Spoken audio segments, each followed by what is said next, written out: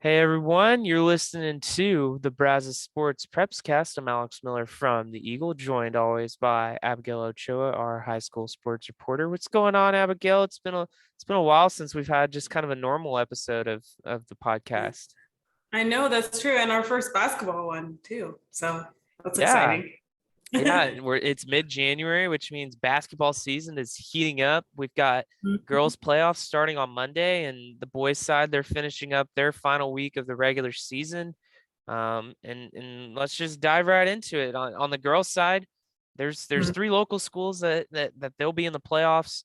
They're from District 19 5A, College Station, A&M Consolidated, and Rudder. We can start with the Lady Cougars, the winners of the district.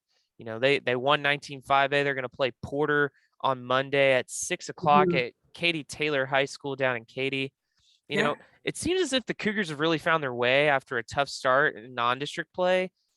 Abigail, what do you feel like's kind of been the key to their success here as 2022's turned the calendar? Yeah, well, I think there was a lot of questions coming into this season. Obviously, Coach Simak is now an athletic director for the CSISD. So they got a new coach, but then they also lost, some key players, Nate Johnson and girls like that who really made a difference when you saw them, especially in the playoffs. So there was a lot of questions kind of coming in. They get Coach Joles, who I think has done a great job of putting her own spin on things, but also keeping the core of what those girls are used to from CIMAC in the game and things like that. So we've really seen them thrive here. I mean, they have had. I don't know how many titles they've won, district titles they've won, but I would say this is probably one of many at this point. They go 16-0 this year, um, which has been really nice. But I think, they Puff Collins, they were able to get back towards the end of the season, which I think really helped them a lot. They have Jada McMillan, who's been big for them since she was about a sophomore. And, Jaden Davenport, you have her, coming off the boards. I think she's just really fun to watch. She's really good at her job and what she's able to do every week. And I think all those three key components, with everybody kind of put together, I think really made for a really good season for them. A&M Consolidated, they were the runner-up in 19-5A. They're going to play Montgomery on Monday at 7 p.m. in Navasota. The Lady Tigers, they were there on a hot streak, winning 7 in a row before dropping 3 of their last 4 in the regular season. But it should be noted that senior point guard Sarah Hathorn, she's been sidelined with a leg injury the last 3 games, and that's been a key factor in Consol's kind of losing skid there. And if they get her back, that'd be a big plus for them. Yeah, and I think they will. I think it's partly injury, but also just kind of resting her. And she's a big part of their offense.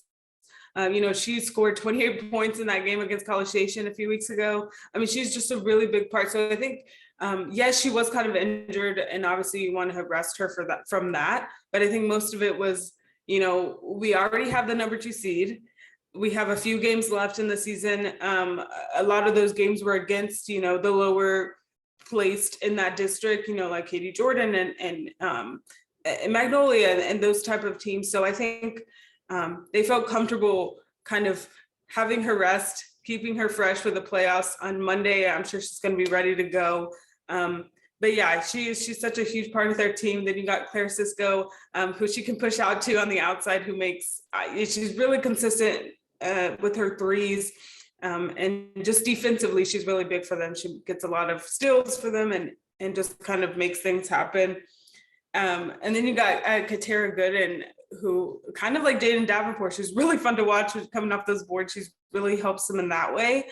She's really physical under that basket. So it really helps them. But yeah, I'm interested to see how they do against Montgomery on Monday. Obviously, a team that they're going to be having to play for the next 2 years in this new district that they're in. But Montgomery's really good. I'm not sure kind of how they play. I've obviously never seen them play, but just looking at the record, their scores and stuff, they seem to be really strong. Coach Hines says that as well. So they're going to get a really tough test here in the beginning, and we're going to kind of see whether Sarah and Claire and Katera can really kind of bring things together and beat Montgomery, who's a pretty good squad there. If Consol were to win on Monday, they'd likely face number 6 Pflugerville Hendrickson, who knocked out the Lady Tigers in the third round last year. Be a rematch in the playoffs there. So, Consol, they don't necessarily have really good height, but they've got really good skill players at the guard position that kind of makes up for that. And when Sarah Hathorn's on, I mean, she can be really unstoppable as a She's scorer. really fun to watch too. I mean, just really, really awesome. And yeah, they're not tall at all. Like they're probably my height. They're not. They don't have that advantage, I guess, but they do have it in other ways. So. Well, the Rudder Lady Rangers, they finished 4th in the 19-5A standings. They're going to face Kingwood Park on Tuesday at 6:00 in Magnolia. They finished 4th, just squeaking into the playoffs, but they've got to feel good about where they're at. Got some momentum heading into the playoffs. They won 4 of their final 5 games, capped by that big win over Consol. They're going to have their hands full against a pretty good Kingwood Park team now. Yeah, it's true. I think Rudder should be very proud of what they've been able to do this season. Kind of like College Station, they knew they were bringing back a couple of girls, but still lost a few. And then they get a new head coach here at the beginning of the season. Carla Calhoun told me, we're still learning about each other, but also we're kind of learning what works for us. And I think that took them a while, which is probably, why they were able to just squeak in there, because they did have kind of a rough go around in the beginning there. But I think that was expected for a team that's kind of rebuilding in a sense. Thankfully, they do have Reiki Ali, who is kind of like Sarah Hawthorne. When she's on, and she's probably going to be scoring most of the points if she can allow that. And then they have Asani McGee also helping out. They just have a really good group of girls. I think, they will get a challenge there in the beginning, but I think they're really on one. Like you said, they have a streak going, and they were able to make the playoffs again. So a big accomplishment for them, considering kind of the turnaround that they had to do this season. On the boys' side, it's been kind of a tougher season for some of the local teams. A&M Consolidated, they're going to be the only local boys team going to the playoffs this year, likely, but the Tigers, they're playing really well. They've got a big game at home against Magnolia West tonight. Win this one, you've likely secured second place in the district. Certainly helps with that playoff bracket. Abigail, you're going to be there tonight, providing coverage on a pretty big game. Yeah, it really shows you how good this district is, at least at the top. I mean, I think the whole district is pretty good. College Station was able to do pretty well, considering the turnaround they had for that season. I mean, they end up 4th there, considering what's happened in the past 2 years. I think that's an accomplishment. And you get Rudder right after them, who has been struggling with scheduling conflicts and all that, and still they're able to be 6th there.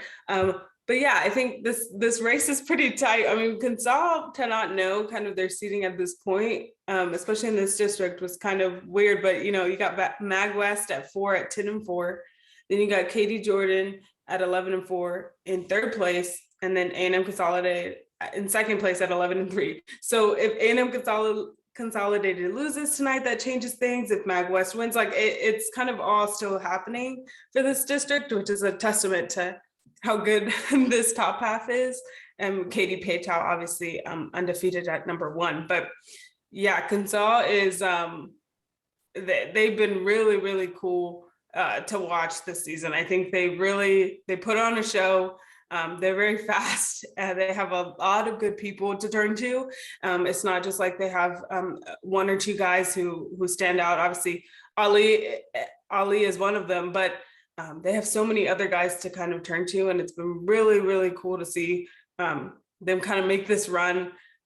They had a tough go around with Paytow, and I think that could have maybe changed things as far as standings go, but they lost both of those. So that kind of put them down below. And then Mag West, like you said tonight, another big one before the playoffs start next week.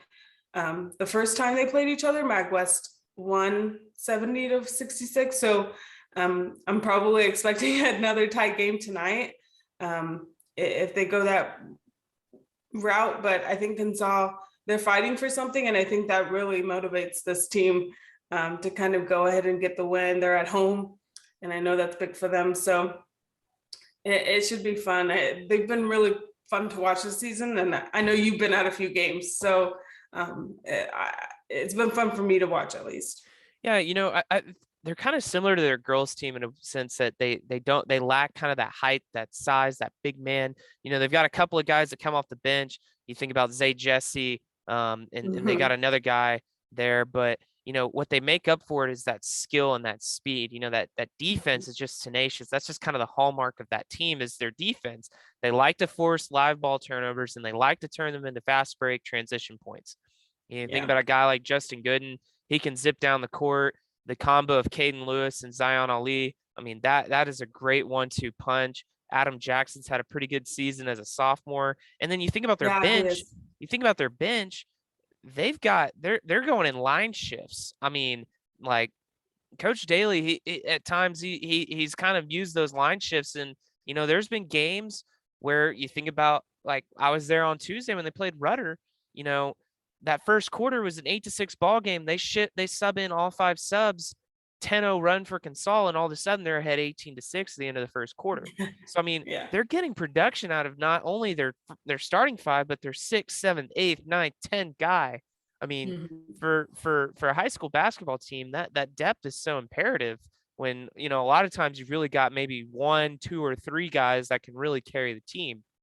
So especially in the playoffs. Yeah, absolutely. And the way that Consol plays, they really get on to teams with that press.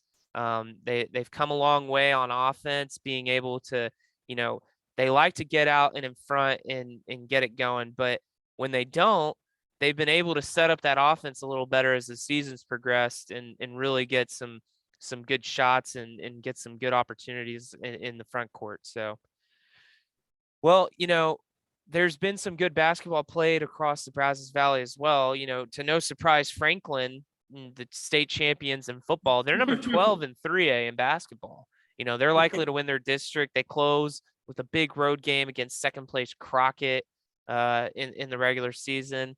Mumford, they always seem to have a really good team on the court this season, or team on the court. And this season's been no different. The Mustangs, they're number 5 down at the 2A rank. Those are 2 schools I feel like we're not too surprised about. Would you say? No, not at all. I mean, they always they have great coaches. They have great guys. I know Franklin, most of those guys are from the football team. Just really good athletes who are able to come in and play for them. And Mumford, I believe I know they played Hearn here last year. I can't remember how far they went, but not a surprise, like you said, to see these 2 teams kind of making another run here. Yeah, and then down at the 1A level, Calvert, they're up to number 2 in the polls, and Dimebox sitting at number 5. Abigail, you got to watch those 2 teams face off a couple weeks ago. What's kind of been the key cog on each of those 2 squads, you'd say? Well, yeah, the game was really tight in the beginning. It was tied at 23, I believe, at halftime, and then Calvert kind of pulled away. But I think Calvert, obviously, in that game specifically, they had the height advantage, but I believe that they probably would have that continuing to go on as they go into the playoffs and the end of this season. And that's just really hard to beat. When you have the height and the talent, it really works out well for them. MJ Thomas, obviously a big guy for them, with points, and he's like 6'5" or 6'7" or something like that. Like and all those guys are that tall and that good. So I think for them, it just comes down to really executing that.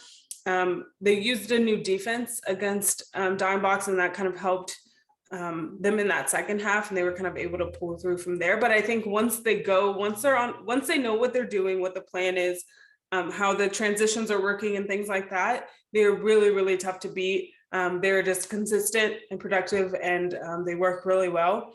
I think Dimebox has had a couple good guys who are really good for them.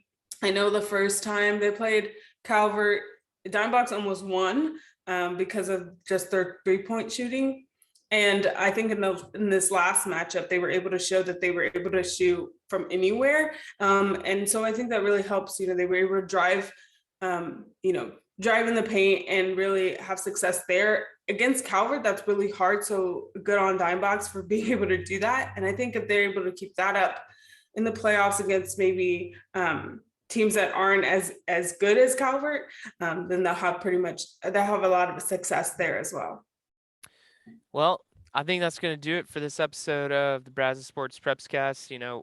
Exciting times ahead on the court as we enter playoffs. It's true. It's true. All right. Well, thanks for tuning in, everyone, for this week's episode of the Brazos Sports Prepscast. Be sure to like and subscribe on Spotify, Apple Podcasts, and as always, be sure to check out our high school basketball coverage at theeagle.com. We'll see you next time.